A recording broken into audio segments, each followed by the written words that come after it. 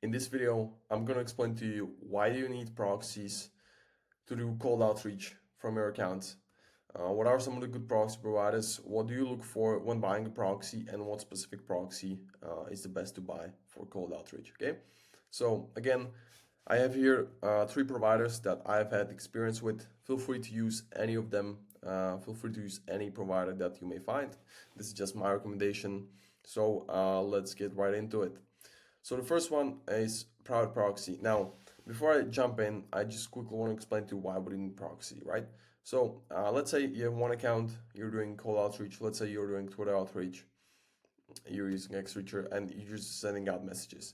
In this scenario, you're just logging into one account. Everything is good from Twitter side, like nothing suspicious. That's just what every person do, right? Now, when it becomes a problem is when you start scaling this up. And I'm not just talking about Twitter, this applies to almost any platform. And that is if you're logging from the same IP address, from your home IP address to like 3, 4, 5, 10, 20 social media accounts, like from the same platform, it's only a matter of time before you are going to get suspended. Okay, so you really don't want to be doing that.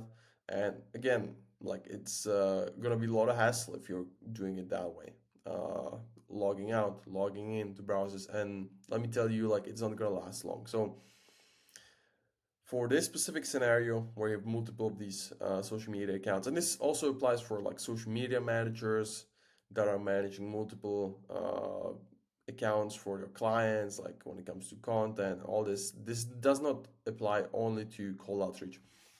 And so in this case, like once you really have more accounts per one social media platform, you need to start using proxies. Okay, now it may sound scary, it may sound very complex, but it's very easy. The actually is once you understand it. Okay, so the only thing a proxy is, it essentially you are renting out an IP address. Okay, how it works is that the companies providing you this, they have their servers where they're just letting you use their specific IP in order to connect to their server and to the platform you're using. It looks like you're coming from a different location, from a different computer, and they can really then connect you to your other social media accounts if you're doing this across all of them, right? So that's the whole purpose of this. And to use it, you simply can just buy that specific proxy from these providers. Ideally, you want to buy a proxy that is not being used by anyone else. That's why it is important to choose quality provider. The ones that I'm going to showing you are not the cheapest, but they are super reliable. And so you're going to find maybe cheaper options out there, but be careful because a lot of these proxy providers are oversharing their proxies. They're selling the same proxy to so many other people, and then it can cause more harm than good. Especially if you care about the accounts you're logging into, I'll really tend to invest into some higher quality proxy provider, right? So to get started, the one that I've been using for the past 3 years without stopping, it's been private proxy. I really haven't found any more reliable proxy provider than this.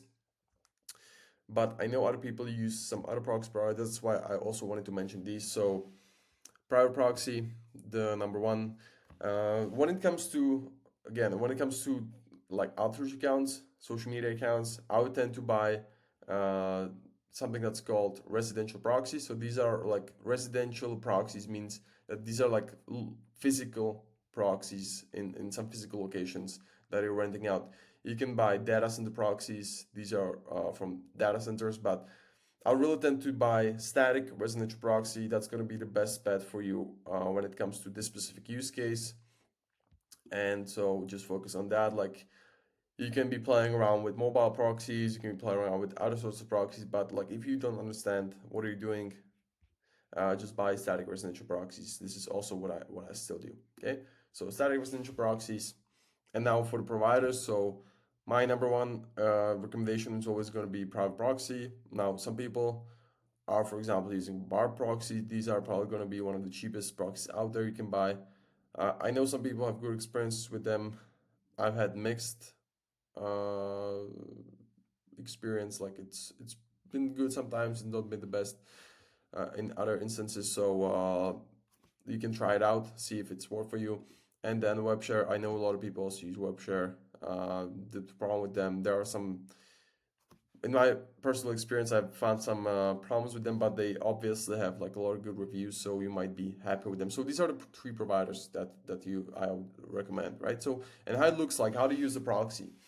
To use the proxy, you have to use something, or like you don't, but like really in most cases you want to do that. You use something that's called anti-detect browser, for example, something like AdSpar right here, and where you are able to connect the proxy to a specific browser instance where you're able to log into a specific account. So this is how the proxy can look like. By the way, this proxy will become invalid after this video, so don't worry about trying to use that.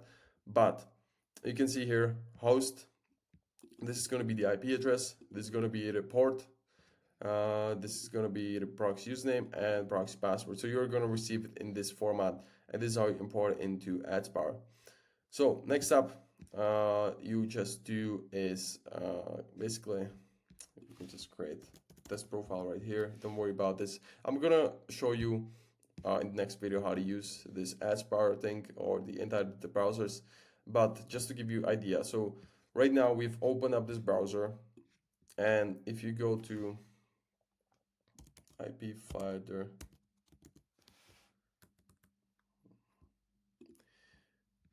we're gonna see what's our IP address, right? So right now my IP address is in the United States, which I'm not located in right now. And so this is what allows you to essentially use multiple different Chrome browsers from different IP addresses to be able to log into multiple accounts. Right here, for example, I log into my Twitter account.